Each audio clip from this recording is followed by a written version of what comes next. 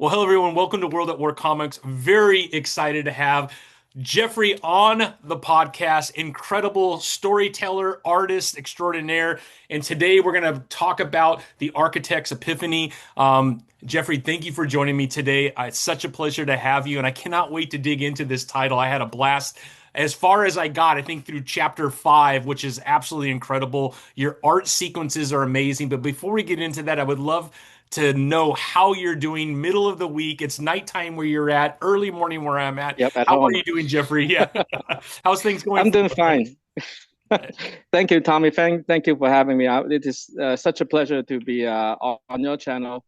And as you see that I'm at home, my mother-in-law kind of walking around in the background. So I you might love see my daughter kind of running past. So don't worry about that part, you it. know. No problem. Uh, No problem. so doing okay here. Hot, but I have my air conditioner on, so everything's fine. Okay, very good. Yeah, it gets pretty Yeah. warm in Hong Kong, right? It gets very warm, right? Yeah, it get very humid at this time of the year.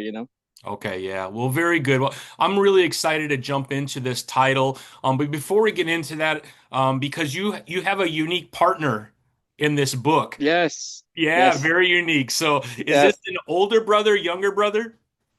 My older brother, he's 9 years older than me. So his name is Raymond. Great guy. I consider him my best friend actually. It's not only brother, but he's my best friend. Now, have you always been very close, or with that nine age gap, especially growing up, did you get closer like Yeah. later on in life? Oh yeah. We very very close. In fact that we have three brothers. He's the older one. I'm the youngest one, and then we have another one in the middle. All three of us are very very close. We're very close. And then we love sports. I mean, Uh, believe it or not, we love sports. what's your favorite We go sport, Jeffrey? swimming. Yeah. I love basketball. I'm not like talented or anything, but I'm passionate about this this sport. I'm totally passionate about it. And me and my brother we play basketball. We go swimming. We play soccer. We do all kinds of outdoor activities together. So and then we love movies, books, and music, especially Western music, American music. We Yeah. love that. We have a very strong bond together. So working with him was uh, actually something that's very enjoyable. It was nice. I love it. I love it. Now, we were talking before we hit record. You actually studied for quite a few years in the United States. I think Yes. your bachelor's degree you did in Ohio. Were you Hmm. near Cleveland, and did you Yep. get to go? Did you get to go to some I basketball was in games there? Columbus. Oh, Columbus. Okay, that's a Yeah, couple hours, I did right? get to. Yeah, I did get to see some game because like after I get my master's degree, I actually I have a master's degree in North Carolina. I was in Greensboro, then I moved back to Columbus, and I was working in an advertising agency, and then we got tickets to go to a Cavaliers game. So I was watching LeBron James when he was younger, Yeah. much younger. You know, he was actually younger. Yeah. So Ohio. I was in Columbus College of Art and Design to be exact. That's where I graduated for my BFA. Excellent, excellent. Well, that's amazing, man. Well, let's jump into this Yeah. title. I would love to kind of talk a little bit about your background first. Can you kind of share a little bit about where this passion for storytelling began in your life and where this passion for art began? Yeah. So I was actually started pretty early when I remember I was probably 6 years old. I started to draw, you know, um, with some kind of, I don't know, I wouldn't say skill, but I mean, with some kind of work that the teacher will kind of show other kids around, I would say. So that's the starting point. Um, so my brother in the middle, another brother, Michael, he's also an artist. So He's 7 years older than me, so he kind of guided me when I was younger. Um, kind of, I don't know, like whatever he read, like comic, like local comics and everything, then I'll read right after that. Like and whatever that he's into, like animes he's into, I love it too. So kind of like a lot of time that I will learn from him, and he will share his idea with me. So for me, I got a lot of easy access to you know start like comic books and animates. Well, especially when I was in Hong Kong, it's easier to get that type of things. Yeah. So that's how I started. And for the passion of storytelling, I'll tell you, I mean, like there's a guy in Hong Kong. He's the local comic legend. His name is Marvin Shang. He's the creator of a title called Storm Rider. He is incredible. Like every kids in my age, they all worship him. They all think he's like the best artist on earth.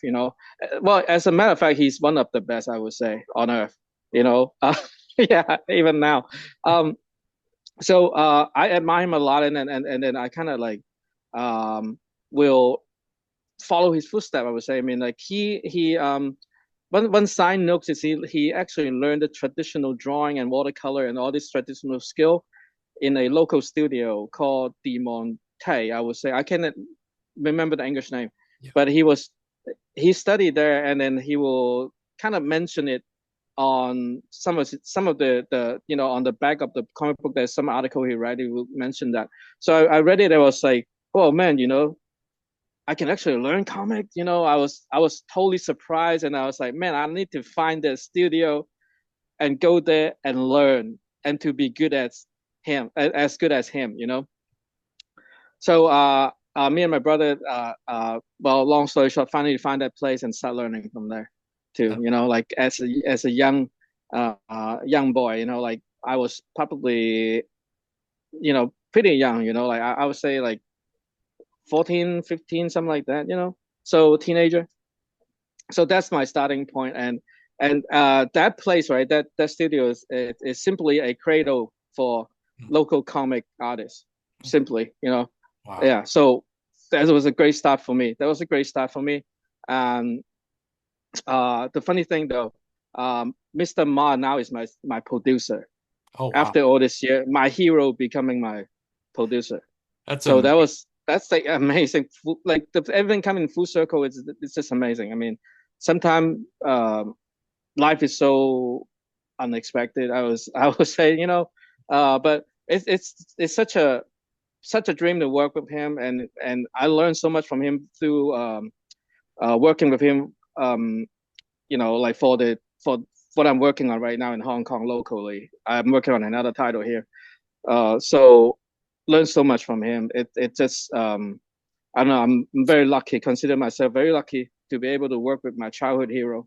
Yeah, And you got to learn, right, the craft from one of the best in the world. I think that's incredible. yeah, yeah. Back to the point of storytelling. It's not so much of the visual, but it's more so of how should I open up a topic, and how should I go uh, with the pacing of storytelling. And more well, what I learned from him, to be exact, is more like he would tell me sometimes the rhythm and pacing of, like, oh well, sometimes he would say, well, you should add another three more pages here because you're telling the plot too fast. It'd be like that.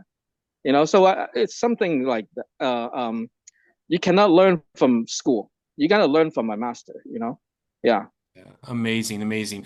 Well, let's jump in. I'm going to share real quick my screen just to show the comic book. It's or not comic book, but the title itself, just so everyone can Yep. kind of see what we're talking about.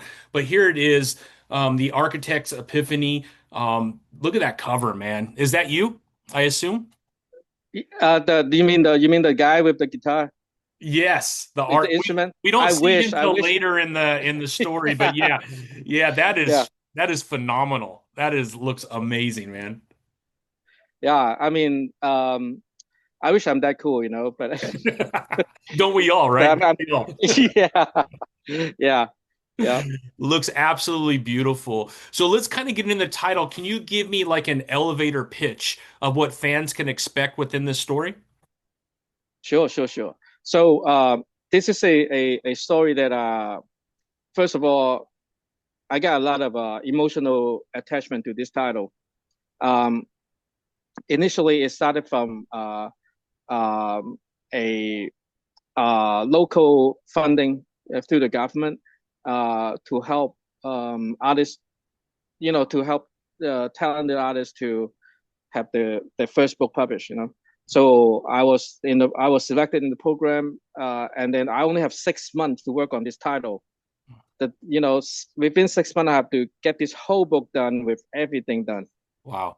So that's the little background. But for the story, I think the reader can expect a journey of um, high adventure. I would say, like the protagonists, they will kind of go through a self-discover type of a experience, and they have to overcome a lot of obstacles in order to almost like find their way home, like I would say, and it's get some kind of a metaphor, I would say, that kind of reflected um a few years ago, the situation in my home.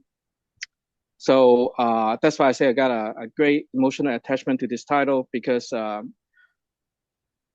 in some degree we cannot really speak it out clearly. We have to use a story, we Mhm. have to use a metaphor. So yeah, I mean, and it's also it's a book that with a lot of my old story kind of you know stitched together, old little plots stitched together. So this is something very meaningful for me as my I would say first book. Yeah, first personal title is very meaningful.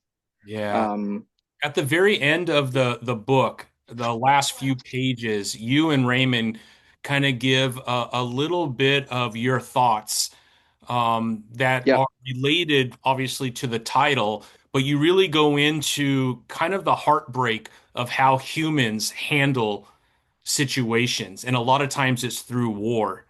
And yep, obviously, war is terrible in any fashion. yep, And unfortunately, humans, although I feel like they try to handle it outside of war, a lot of times war is the only way that humans know how to handle things. You kind of talk a little bit about that, which is yeah, fortunate, right? Can you kind of go into a yeah, little bit unfortunately. more of that?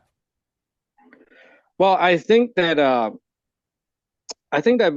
we as I don't know, we're not the person who in charge of anything. So how should we face this type of thing? I mean, like what type of position and what type of takes we should have, during this type of unfortunate events like war, for instance.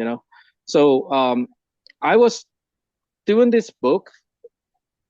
One of the main reasons is to comfort myself, I would say, to create something, um, within a situation that we cannot change too much, to comfort myself or to comfort those who can read into the deeper meanings. Yeah, so I think that's to kind of reflect on your questions. Uh, the power of creation, the power of creating something.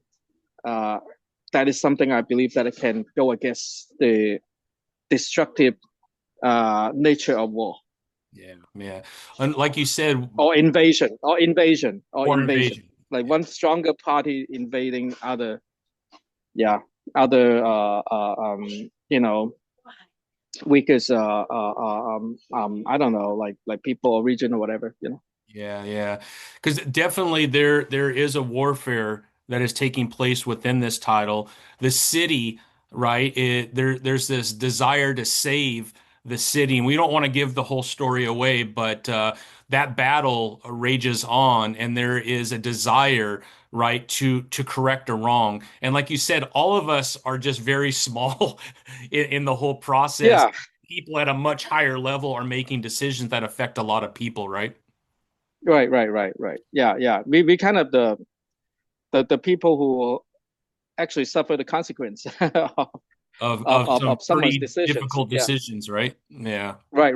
Yeah, Yeah, incredible. yeah, Well, that certainly comes through in this title. There is obviously, as you're reading it, you realize if you just take a step back and look at the world, and not just Hong Kong or China, everywhere, the United States, there's yeah, so yeah, many countries that make decisions in this kind of a way. And it's yeah, unfortunate that people that have no say in these decisions are the ones that yeah, usually have to, um, go to battle. And yeah. that's I a think very it's not only for a specific region, but throughout history in general. You know, 100%. throughout human history in general. No, absolutely. Well, let's share some of your beautiful art because there's an action sequence that I want to kind of share, and the art, like I said, just blows off the bait. And what's very unique about your title is there is a lot of black and white grayscale, but there's also color. Hmm. And from an Yeah. American's perspective, when we usually go to these type of titles, whether it's manga or some of the other regions throughout Asia, usually they're black and white. And I really love that there was some color within your title, which is really unique. Can you kind of talk about that decision? Is that very common through Hong Kong to add more color to the titles? That's a little different than from like Japanese manga, right? Yeah. So I have to get for this type of result. I have to give the credit to Mr. Ma. You know, the guy that I was telling you about, my Master. childhood hero. The master, the local legend.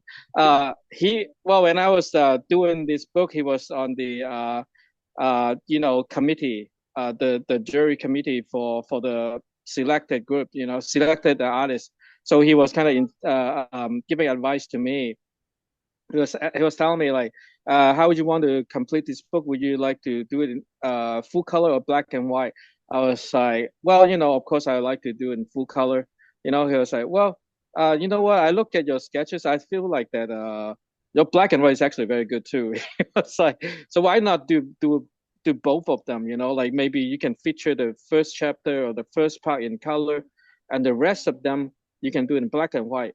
I was like, yeah, that's a great idea. It can save me time because, like I mentioned, I have to finish everything within 6 months. So the time frame and the time management is something that I need to seriously consider. Yeah, man. So I thought about it. I was like, this is great. This is a fantastic idea. That well, then I just I'll use this then. I mean, first chapter color it, and then the rest of them use screen tone and black and white. Yeah, that's perfect. That's a perfect mix. So here we are. That's what we're having now. I absolutely loved it. And I was when I started to read it, I was like, whoa, this is a little bit different than what I'm used to. And then it does kind of merge into the black and white. And like you said, both of them are extremely good. Let me just share my screen real quick so we could show excuse me, the fans a couple sequences that I think you'll get a flavor for what you were doing. So we were talking before we hit the record button. This action sequence, there's two pages that go together right here. Kind of talk us through your process when it comes to Mhm. creating an action scene as opposed to a non-action scene. Oh, I would say that for action and non-action, the process is pretty much the same. My process is of course I have the storyboard first, and try to uh think of the panel like a sequence of shot from a movie. That's how I was thinking. So and for the drawing process, what I would do is I'll do the blue pencil first, and then I will scan it and do it in the computer with uh, digital inking, do the digital inking, and then I will do a screen tone on top. Oh Yeah, wow. so that's how I would do it, like in terms of the drawing process.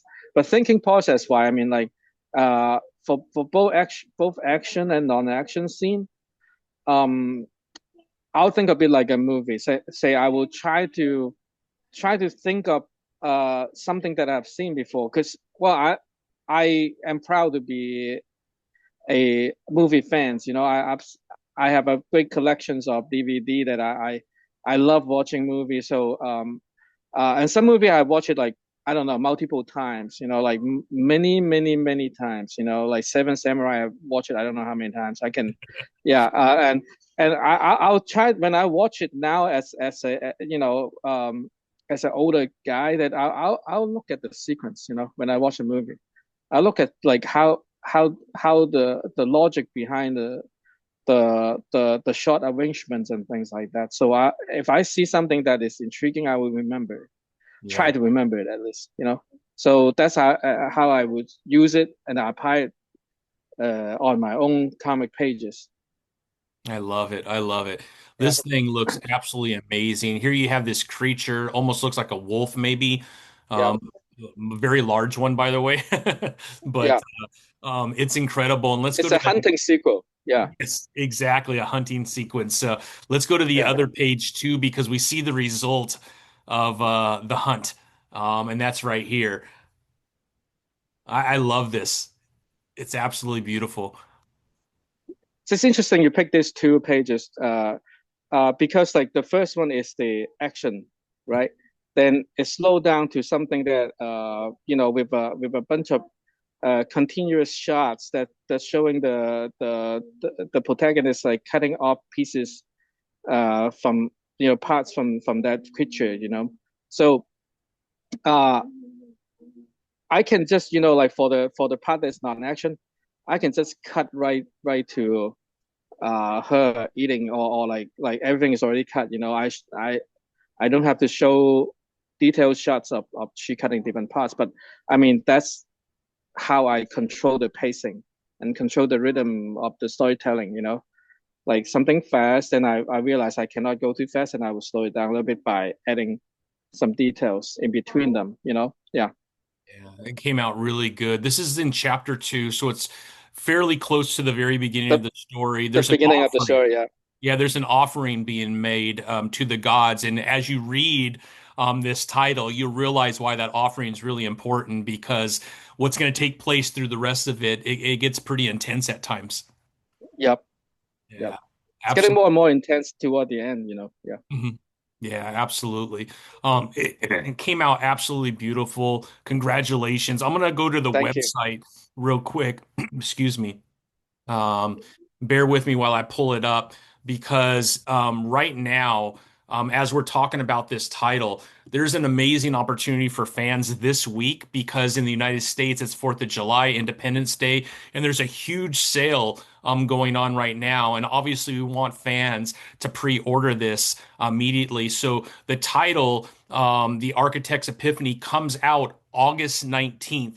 And you could go to Nakama Press. So I'll put the link below to make it very easy for everyone to go directly to the site and pick it up. But right now, because of the holiday taking place in the United States, there is a deal. So normally this title for the physical copy is $10.99, but if you get over to the site right now, you could get it for $8.24. I think one of Yeah. one of the reasons why manga and all the other styles of this type of storytelling throughout Asia is so popular in the United States right now.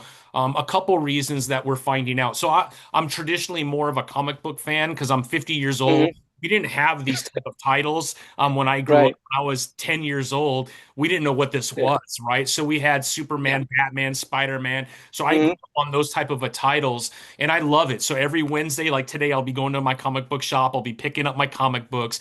But you're Awesome. getting between 24 and 32 pages for $5, which I absolutely Hmm. love. But you got to wait the whole month before you get the next portion of that story. What I think is Right. making this type of storytelling so popular in the United States is you're getting a huge arc. I think it was 272 pages in this title, if I'm not mistaken. Yeah. Yeah. So you're Yeah. getting a beginning, middle, and an end to this volume, and you're getting it at this price. It's compact size, so you could fit it in your backpack.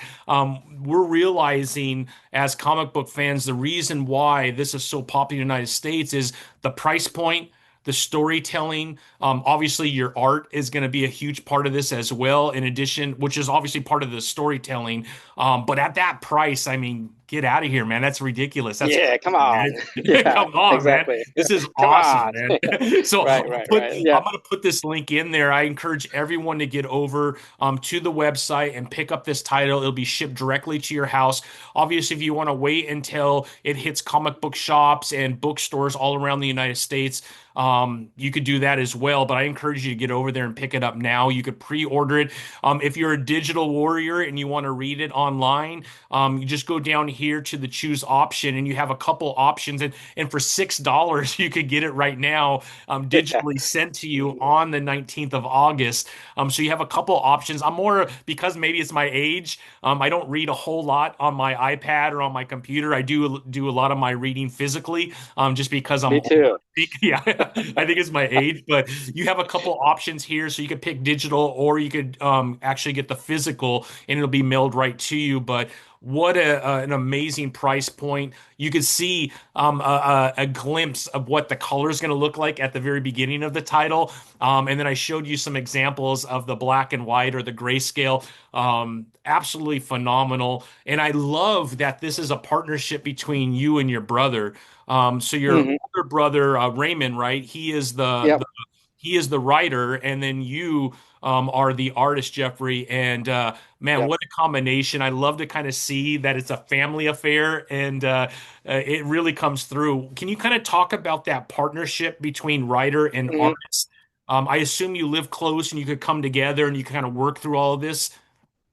Yeah. Well, I mean, we both have family, so so we gotta do the creation. Well, we're creating the book through phone call. We call each other and talk on long, you know, hoursly phone call. You know, talk on the phone, and that's how we come up with the uh, most of the plot. Yeah. Then and he will draft. You know, like type it out, and then well from then on we kind of like pass the script back and forth, and sometimes it's pretty organic. Sometimes I will finish the chapter because the time frame is very tight, so I will show it to him, then he will fit the dialogues in there. So the whole process was very organic. You know, we're not just like, okay, well, here's the whole script with dialogue and you do that. Not like that. We communicate a lot. We call each other a lot, and you know, every change is just call. You know, whatever not feeling right, it's call. That's it. You know, so we I talk on love the it. phone. I Yeah, love it. I love it. yeah, What I love about Hong Kong is there is support from the government to really yeah. help creators bring to life Hmm. the titles. I'm not sure, and I could be very wrong, but I'm not sure if in the United States we have something very similar to that. I don't think we do. I could be wrong if I am. I know people will tell me in the comments, but I love that the government, and not just in Hong Kong, when I talk to other people outside of the United States, a lot of governments do this for artists and Yeah. creators to help them bring their titles to life. But to have a window of 6 months where that Mm. funding only works if you get it done within this time frame. I could see obviously on the negative side the pressure that you're under to get this title done, but I also think as a creator it forces you in ways to learn very quickly. Can you kind of talk about that? Because in the United States, if you create a comic book, you could take as long as you need to get it done. And maybe there's some Hmm. benefits to that to where you could go back and make changes as necessary. But also there's negatives that it could take a long time for a title to come out. Can you talk about that difference? And is there a benefit to having like the government have these kind of programs that help creators like you? Okay. Yep. So there's pros and cons of having this type of program. You know, it's good to have the program for someone who's like me, who's never in the industry, was not in the industry. to just having this to be on the fast lane. I would say to be on the fast lane and be known within a very short amount of time. If you're capable, of course. So that's a good thing. But the bad thing is the Hong Kong comic industry was actually very vibrant back then. Like 10 years ago, it was like, I don't know. It was actually a very I think it's the third third size, third biggest size industry in the world. Like besides Japan and the U.S. Yeah. So to have this type of program indicated that the industry is no longer that good. It's no longer you know feeding people. It's no longer having be able to have the artists to make a living. I would say, if I can make myself clear. So that's not a very good sign. To have the government interfere and have them to actually put the money in and help. The best situation is to have uh, the market design it and let the industry survive by itself. If the money is there, then the industry deserves to survive. I mean, that's kind of like what I believe. It's kind of like a very natural thing. But now it's we have to face this type of problem. The industry is no longer as vibrant as before. So that's why we have that program here. Um, and now I am one of the benefactors from the program, and I feel like I'm responsible to bring something in and make the industry alive again. I would say something like that. So like not only Hong Kong, but to kind of answer a question that to in Taiwan, in the South Korea, like this type of Asian area, they all have similar programs, like the program that I'm telling you. Um, which means that's not which means the commercial industry is dying. That's what it means. So if the U.S. um, not having this type of program I would say it's a good sign. Actually, that means that the commercial markets can still support the artists. I would say, yeah, or the publisher. Yeah. So that's pros and cons. But that's the reality that we're having right now. Yeah, yeah. Well, hopefully, this is the beginning of a lot more of these type of titles, especially when you have the master right there in Hong Kong, one of the greatest to do it. Do you see more and more people because of this program getting more involved? Is it helping? Yes, yes, definitely. Within 4 years, we already have how many titles? Around 60 new titles out Wow. within 4 years. Yeah, but some of them it's sustainable. Like you can kind of extend it with volume two, three, four, like so on and so forth. But the majority of them is just like a one shot. Like one volume, kind of like a movie. Yeah. It's not a TV series. If I can make that type of comparison. Yeah, yeah. You know, Is this um, title going to be more like a series then? Is there already thoughts of volume two? Because it does end in a yeah, way where more story could be told, I feel. yeah. I'm thinking about like a trilogy. I was thinking about like three books. One is talking about what happened afterwards. Another one is talk about what happened before. So this one is in the middle. Yeah, I love that. timeline wise. Yeah. Timeline wise. Yeah. I love that. Well, let's talk a little bit about you meeting the team over at Mad Cave. I know before we hit the record button, you were in France, and I Yeah. think Mad Cave was there. And Yeah. can you kind of talk about how this relationship began? Because I love that story. Yeah. So I I was in France. I was invited to go to the Angoulême Comic Festival. So it was like yeah, it was the last day, almost the last day, something like that, the last day of the festival, and I was just walking around. On the day before, I kind of already sold my license to a French publisher already, so I got my job done. I had my mission completed. So I was just wandering around, not have much to do, but I was thinking, oh, maybe I should just knock on a little bit more door and see if I can get more or something. I would just, think about, well, why not giving it a try? So I walked past Mark Ivan, the yeah, give him a salute, a great guy. Walked past Mark Ivan and realized that Mad Cave is a American publication.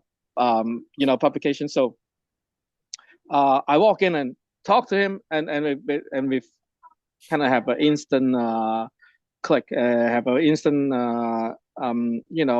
connection, and we just keep talking. And I didn't realize at the beginning that they were doing so much before I was talking to them for Mad Cave, like Mark London and that their teams are already have done so much.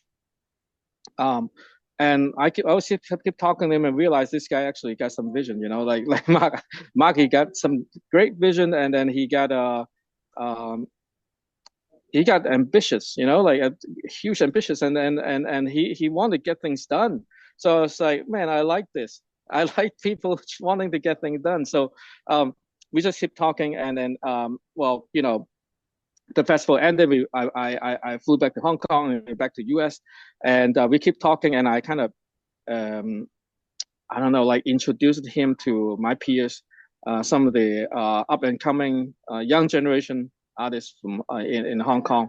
So and then everything just kind of you know like a snowball, just keep accumulating, just keep rolling bigger and bigger.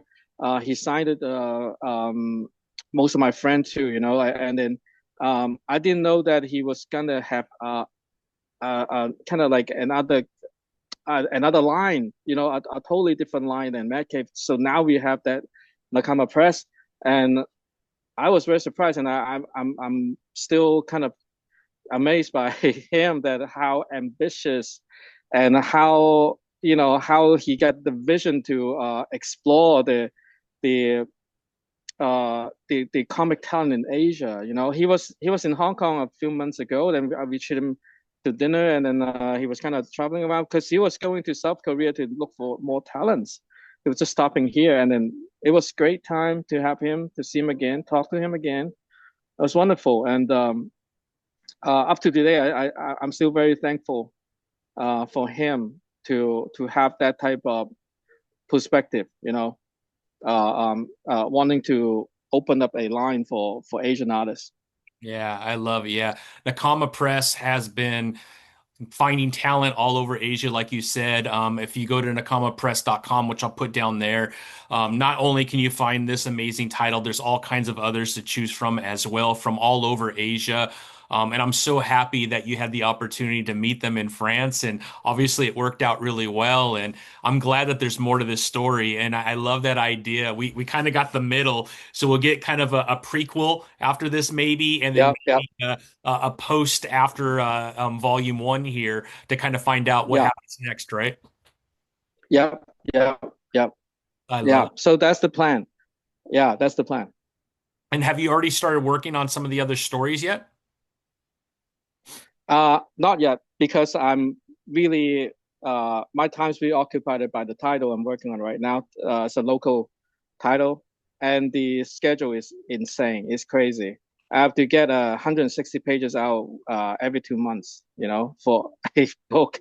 So I already have six volumes out. I finished the first year contract. So now I have a team. I cannot do it by myself. For the architect's Epiphany, it was all by myself.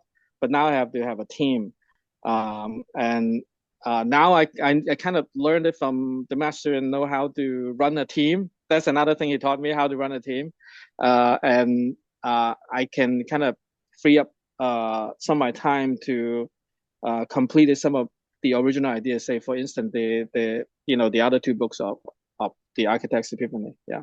I love it. I love it.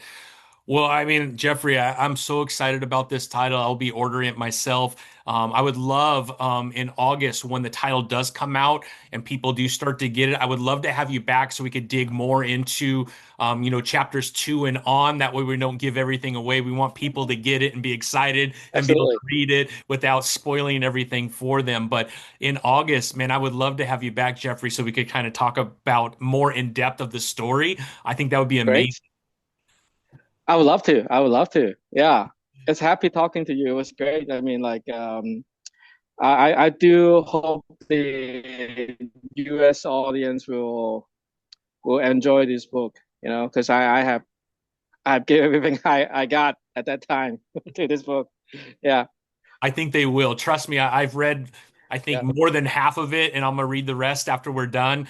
But I'm telling you, the story is beautiful. It's very heart-wrenching at certain times because it is I get there's happy points and there's obviously some sad points to it as well, which is all the drama that I think you need within a title like this. A lot of action sequences, but man, you really get to dig into this world and all kinds of amazing characters. You saw on the cover one of the characters that comes a little bit later in the story, which. Like you said, he's kind of a badass. I like him. So, way cooler than He's I am. badass. He's a rock star. Yeah, he's Yeah. a rock star. Yeah. Yeah, Hipster. exactly. He's a hipster. Yeah. Yeah. Well, Jeffrey, it's such a pleasure to have you on today. Like I said, I'll reach out to you and let's do this again in August when the title has been released in the United States so we could dig into more of the story and not give anything away, my friend. Great. Thank you so much, Tommy. This is my pleasure. Thank you. Thank you. Everyone watching, everything is below. We'll make it very easy for you to get your hands on this title. The link is below. Jeffrey, can you kind of talk a little bit of how people could follow you on social media? Are you pretty active on social media? Uh, I have I have an Instagram account, not a tons of followers. You know, it's town building man. That's the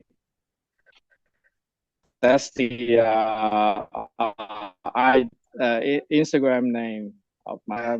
It's mostly posting my works, So it's Cheeky Jeffrey Kwong, my name. So Beautiful, beautiful. So I'll put that below yeah, too. Facebook. Make it very easy. Yeah, I'll put it below to make it easy for people to follow. Hmm. Hopefully, we get you some more followers because Sure. your art definitely deserves that. Great. Thank you. All right, Jeff. It was a pleasure meeting you today, and I'll let you get back to your family. I know it's late in Hong Kong. Okay, great. Thank you so much, Tommy. Thanks for having me. It was a pleasure. Thank you, my friend.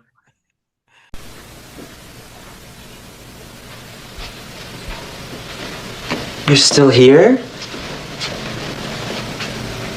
It's over. Go home. Go.